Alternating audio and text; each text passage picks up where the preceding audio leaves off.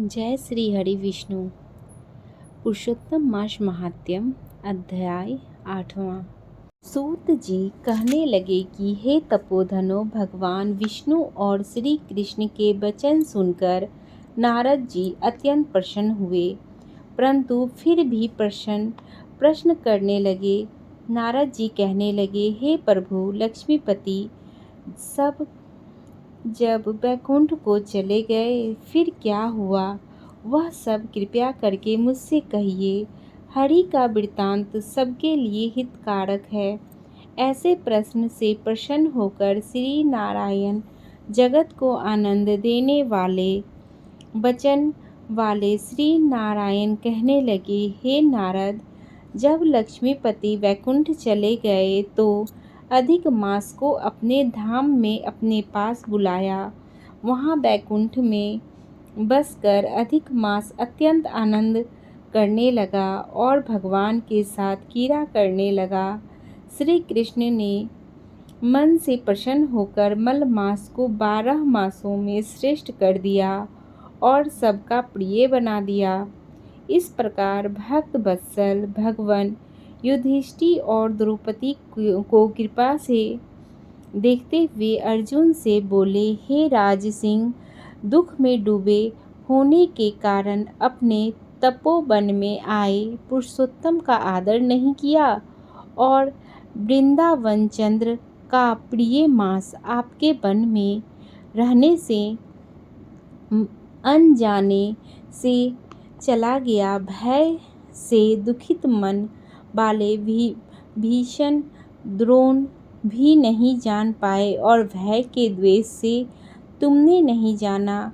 वेद व्यास जी से प्राप्त विद्या आराधना में लगे रहे। भयंकर युद्ध शिला अर्जुन इंद्रप्रस्थ गए और उसके दुख से दुखित आप लोगों ने नहीं जाना। अतः अब क्या करना चाहिए? मनुष्यों को प्रारब्ध भोग अवश्य भोगना पड़ता है। मनुष्य प्रारंभ से ही सुख दुख भय और आनंद को प्राप्त होता है, अतः सदा भाग्य पर ही भरोसा रखो।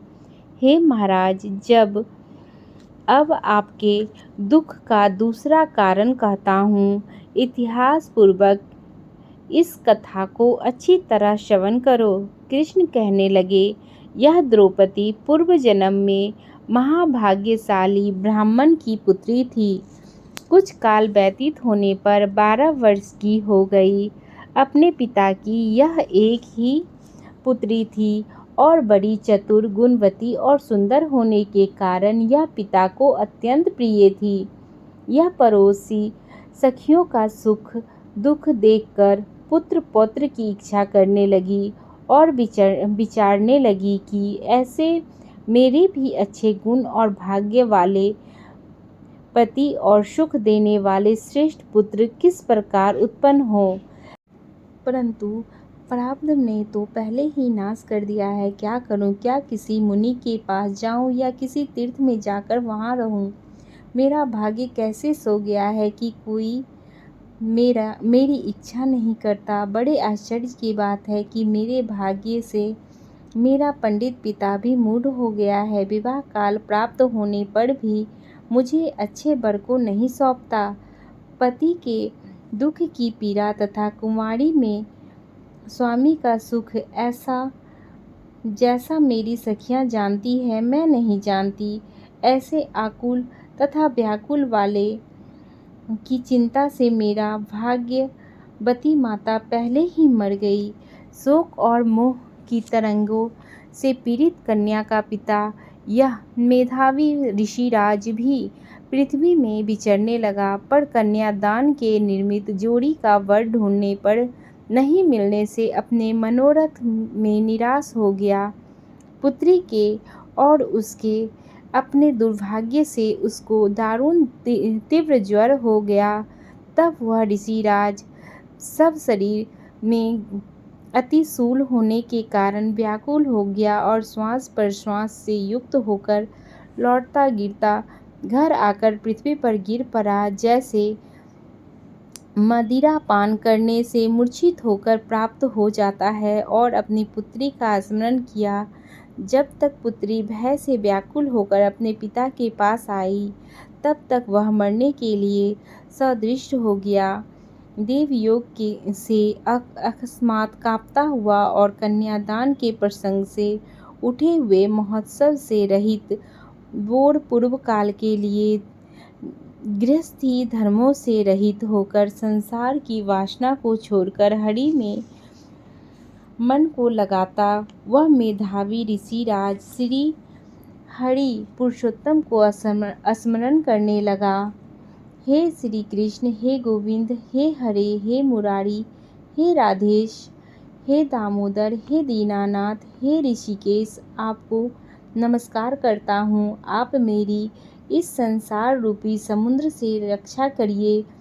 इस प्रकार मुनि के वचन सुनकर बहुत जल्दी भगवान के पार्षद मेरे मरे हुए मुनि के जीवात्मा को लेकर भगवान के बैकुंठ धाम को चले गए और वह पुत्री पिता का मरण सुनकर हाय हाय करके रोती और पिता के देह को गोदी में लेकर विलाप करने लगी। अत्यंत दुखित होकर दारुण विलाप करती हुई मानो उसका पिता जीवित हो अत्यंत व्याकुल होकर कहने लगी, हाय पिता, मुझको किसके सहारे छोड़कर विष्णु लोक में चले गए। हे तात, अब मैं बिना पिता के किसके पास रहूंगी। न मेरा भाई है, न कोई कुटुंब। मेरी तपस्विनी माता भी नहीं है जो मेरे भोजन तथा वस्त्रों की चिंता करती। अब इस दशा में मैं भी मर जाऊंगी। जीने से अब क्या काम है। उसे इस प्रकार बारंबार रोते और विलाप करते हुए सुनकर उस वन में रहने वाले ब्राह्मण सोचने लगे कि अत्यंत करुणा भरे स्वर से इस तपोवन में कौन रो रहा है।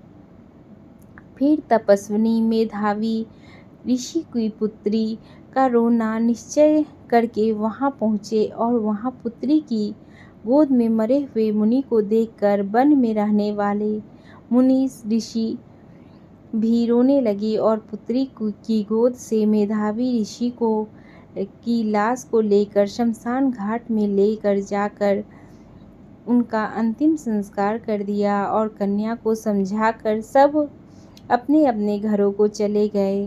कन्या ने धैर्य धारण कर यथाशक्ति खर्च करके अपने पिता की देह त्याग क्रिया की। इसी प्रकार 8वां अध्याय पूर्ण हुआ। नमस्कार।